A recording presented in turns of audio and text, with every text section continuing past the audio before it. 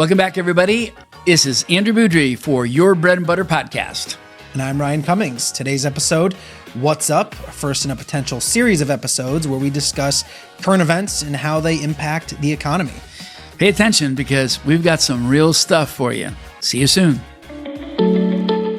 Discussions in this show should not be construed as specific recommendations or investment advice. Always consult with your investment professional before making important investment decisions. Securities offered through Cambridge Investment Research Incorporated, a registered broker-dealer. Member FINRA SIPC. Advisory services through Cambridge Investment Research Advisors Incorporated, a registered investment advisor. Cambridge and Private Financial Design LLC are not affiliated. Bread and butter.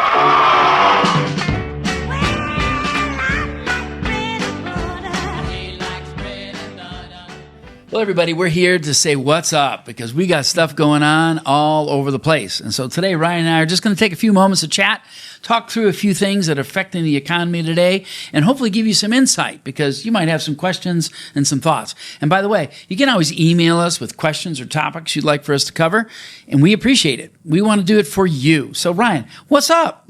Our first What's Up topic today is inflation. It literally is up. It's up. That's why it's what's up. Yeah, inflation, if anyone has been following it, we're doing this as mid-June here. So inflation as of the end of May, the full CPI increased to 4.2%, up from 2.4 just back in February. Wow. So a pretty, almost a 2 percentage point increase on whole inflation. Yeah, we're going to break that down and figure that out because, you remember when a dollar went a long way, right? Yeah. Now it goes through the drive-through and it's still hungry. Listen, you can't escape inflation. Inflation is a natural part of the capitalistic economy. It's actually a good thing. It is a good thing. It does require that when a population expands, the economy expands with it. When the economy expands and you have more population, more people that the economy is providing for, then all of a sudden you need more food, you need more services, you need more material, you need more clothing, you need more of everything. The economy is growing. Inflation is a natural part of that, but sometimes it gets out of whack. So let's talk a little bit about what the core inflation is, and that's actually been pretty steady. It has been. Inflation isn't a bad thing like we were saying, but when it gets too high, it can be a bad thing. Right. But core inflation, so that's the core CPI index, it excludes food and energy. Now, the reason there is even this core CPI index that exists anyway is because food and energy are very volatile. They fluctuate a lot, and they're also cyclical. They'll go up and down, not with what's going on in the economy, but just based on different times of the year. And for example, summer months when people drive more can cause fuel costs to rise. So the Fed likes to have this vision of both regular CPI and core CPI to give a slightly different perspective over, how is inflation affecting the entire economy, but how is the actual economy doing without these two very volatile pieces to overall expenses and inflation? So that's why we want to look at both numbers. Both are important. Yes, us, the consumer, the average American, we're definitely feeling the overall CPI because food and energy are really two day-to-day expenses. Well, they're tied together. I mean, people don't realize that, some of your food costs is transportation cost. Right. Not everything here in Western Massachusetts is grown and raised here. There are things we have to go outside of our state, as well as maybe even outside of our country to get. Those are still transportation costs. I mean, there are companies out there that are airlines that have stopped running some of their flights because they can't afford the jet fuel because it's gone up so much. Right. So when you see that, your food costs are tied to the energy costs, transportation to get the food here and there into the places. That's all part of the regular inflation. And the energy costs, I mean, this war's been going on for almost 90 days, close to that. Yeah. So since the beginning of it, you've just watched those gas prices go up and up for, reasons about the fact that the world is having less oil, supply and demand. So supply gets cut, demand stays the same or gets higher. So the prices go up, and that's what's impacting this particular economy. It is. So inflation's real. It is. But like we were saying, the kind of the silver lining is it hasn't trickled its way into every corner of the economy, at least not just yet. But if it continues, like you were just talking to, like there's this domino effect where energy impacts many different things. Right. And, we could see it start to really drive up a core CPI, not just the overall CPI number. And you have another factor here, and that is our labor markets have continued to remain fairly stable. They have. I wouldn't say they're extremely strong, but they're stable. The unemployment numbers have been very stable. Even the new jobs has been a good resurgence in jobs being created. So, this economy itself, that adds to the inflation because people are working and they are spending the money. So there are dollars that are chasing after other dollars, and it increases and expands that economy. Right. So the labor market is great. People are working, but it still adds to the inflation. And it's been a really interesting dynamic because, I was just looking at the numbers earlier today, and, after a rough end to 2025 with job numbers where we had really good 6-month stretch of below average job growth and a little bit of a ticking up of an unemployment as we got into the end of last year, we're actually pretty steady, actually slightly lower in unemployment. I was looking back at November's numbers. It was at 4.4. We're down to 4.3 as it stands today. Yeah. So actually just a tad lower.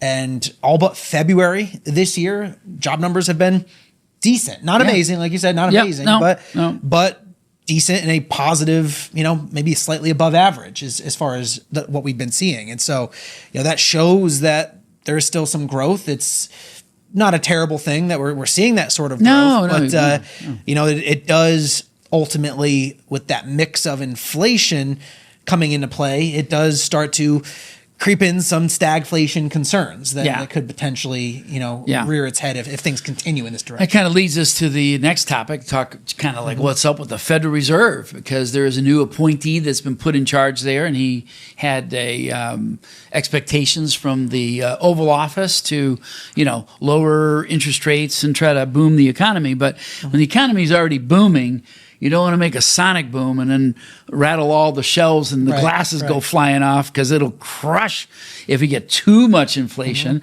So I think they've got a challenge. So what do you think the challenge is in front of the Fed right now? Yeah, it's these two things. It's this balancing act. One challenge is pressure to lower interest rates. I think a lot of people know the president wants rates lower, and there's maybe some reasons behind that, but there's also inflation battling the other side of it. Wanting to lower interest rates, grow the economy, make debt cheaper, help unlock things like the housing market and make interest on federal debt a little bit cheaper too. All those reasons are maybe the balancing side of, well, should they cut rates? And those are the things worth considering.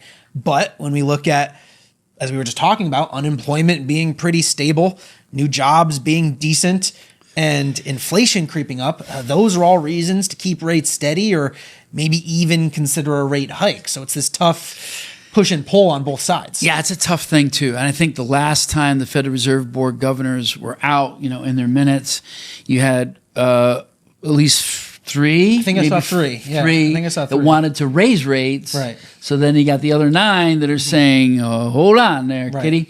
So that's different. You got a new guy in there now who his mandate is to try to lower the rates, but I don't think he has any room to go. I mean, if I were to take a placing on that, I'd probably say, well, it's likely they'll just kind of leave it as it is.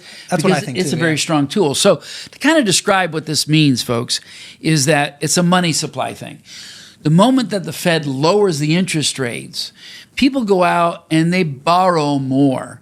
Companies go out and they borrow more. So what that does is they borrow more at less cost, and then that fuels inflation or fuels growth, because that's more money being put into the economy.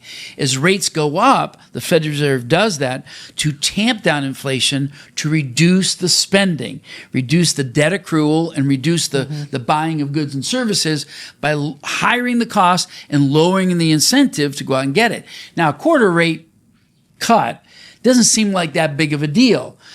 But if you're dealing with a, $100 billion company, and then put that little 0.25 in there, that number can be Make a pretty decent difference. pretty big. So you have to be, cautious about it. No, the average everyday consumer, the 0.25% doesn't mean squat to them. What it really means to the corporations and the big business owners is, I get more opportunity to, which then would expand the inflation.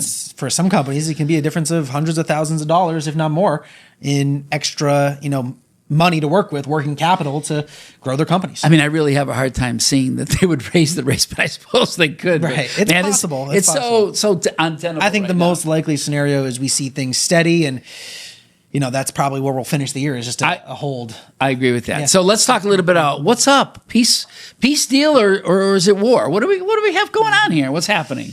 That's I think your guess is as good as mine when we're looking at the state of the Iran conflict and everything. Of just as of what was it, yesterday, there was a peace deal announced. I will I think not get my hopes up too much until we see actual progress on that front, not just words but action behind. Well, a peace deal does affect our economy. It affects the world economy. And Market number one is up today. Yeah, that's right. I mean, you get all these ships and container cargo ships going through there. People are get their goods and services. It's not just about oil, by the way, folks. There's a lot of stuff that goes through the Middle East that doesn't have necessarily an impact on us, but it affects the world economy and it affects the relationships of all these people that are dependent on that flow of traffic. So there is an economic price to pay if it continues to stay closed. Right. Now, again, there's a lot of political reasons why people do different things, but as far as it affecting our economy, we could talk about how war, has a positive outcome for an economy and all that kind of stuff, or we can talk about how peace is a better cost to have than, having a war. But the truth is, we really don't know where it's going to end up. Right. We have an ongoing conflict. We have Israel saying they're going to keep going after Hamas. I don't know. Who knows? But the thing is, the fact that the Strait of Hormuz will be opened is a really good sign for the global economy and affecting us positively. Yeah. That's how I view that. And it'll take some time, but there is the potential for it to begin, creeping down inflation and reversing some of this. Now, it is going to take time, but that is something where if this is truly a peace deal and the strait stays open for an extended period of time, that will hopefully be the result. It is true. I've watched over the years, gas prices go up real quick, but they go down a lot slower. Right. They go down a lot slower. We're on that topic. We do have some time here to cover it, and that is the AI data centers and how it's affecting local economies. We now have local towns, we have states that are saying we don't want that data center, and yes, it's about power drainage and things like that. But there is an economic price to some of that, because if you want America to be on the forefront of this kind of technology, then you have to have a place for it to be built. I mean, nobody wants it in their own backyard. But on the other hand, there's a real energy cost to it, where some people, data center goes in, suck on all the energy, all of a sudden the energy cost goes really high because your local utilities are having to, spend more money creating gas, using natural gas or other methods to create this extra fuel to fund the AI centers. So what's your read on this? What's up with that? Yeah, I think there's it's that same dynamic where there's benefits and pros and cons to both sides of the equation. I mean, on the one side, for some of this technology is, like you said, if we want to be on the forefront of the AI boom and be able to continue to increase our own AI's capacity, well, these are the investments in that technology that we'll need to make to support a lot of this AI and continue to develop it and increase how it performs. That also, building a lot of these centers, we're talking potential for some additional job creation, mainly in the construction side of things, but still some extra job creation, extra boost to our economy, not only just for the product of it, but the building out of this infrastructure too. So there are some pluses there, but as you already alluded to, the cons being no one wants it in their backyard. They're in some cases notoriously noisy and high energy usage, and these are all things that small rural communities, which seems to be the first choice for a lot of these data centers, is a big deal, for people that maybe aren't making top dollar wages. Seeing a massive increase in your energy costs is a life-changing expense. Yeah.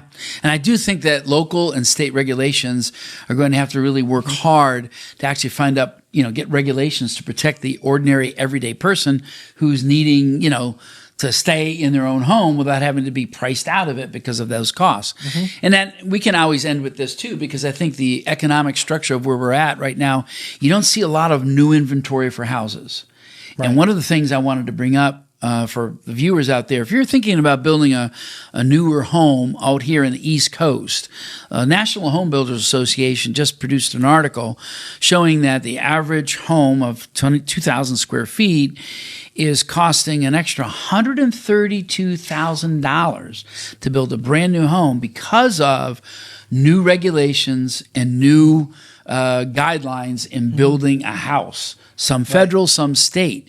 So if you're building a $800,000, 2,000 square foot house or whatever you're spending, just add another $130,000 onto it for some of the new things that have to be done in building that house. It doesn't help the state of the current housing market. I mean, that's a lot of what's driving prices to stay as high as they are. Even though interest rates have been up for really the last, 2 to 3 years now at this point, we've had relatively high interest rates, at least historically speaking. Yeah.